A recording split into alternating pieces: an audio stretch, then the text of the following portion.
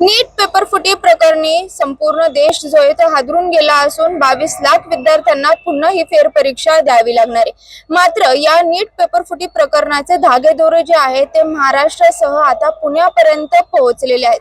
कारण की या प्रकरणी आता पुन्हा एकदा पुण्यातून एका महिलेला जे आहे ती अटक करण्यात आलेली आहे।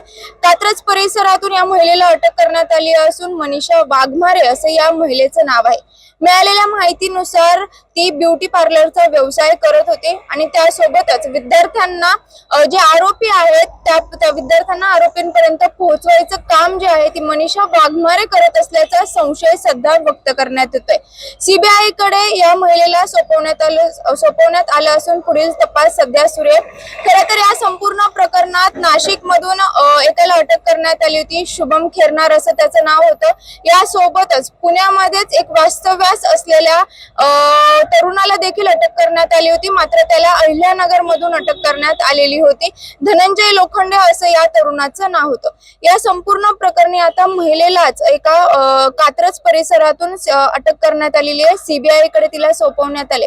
या संपूर्ण प्रकरणाची अधिकची माहिती जी आहे ते डीसीपी विवेक मासाळ यांनी दिलेली आहे। नेमकी ही महिला काय करत होती, कशा प्रकारे यांचे संबंध आहेत, पुढील तपास कशा प्रकारे होणार आहे याची संपूर्ण माहिती डीसीपी विवेक मासाळ यांनी दिलेली आहे। पाहूयात। काल नीट पेपर फुटी प्रकरणामध्ये काही माहिती आम्हाला कम्युनिकेट झाली होती।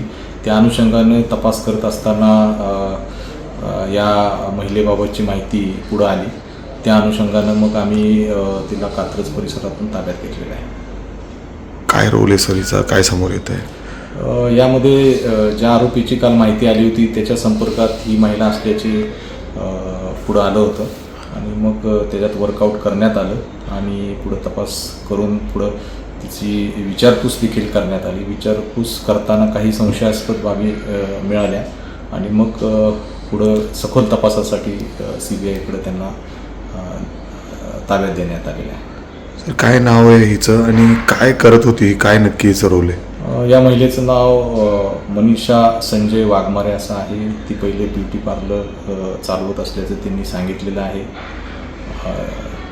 त्याच्यानंतर या आरोपीच्या संदर्भात तिनं गेल्या 3 वर्षापासून ती त्यांच्या संपर्कात असून काही ॲडमिशन्सबाबत पैशाची देवाणघेवाण देखील दोघांमध्ये दिसून आलेली आहे।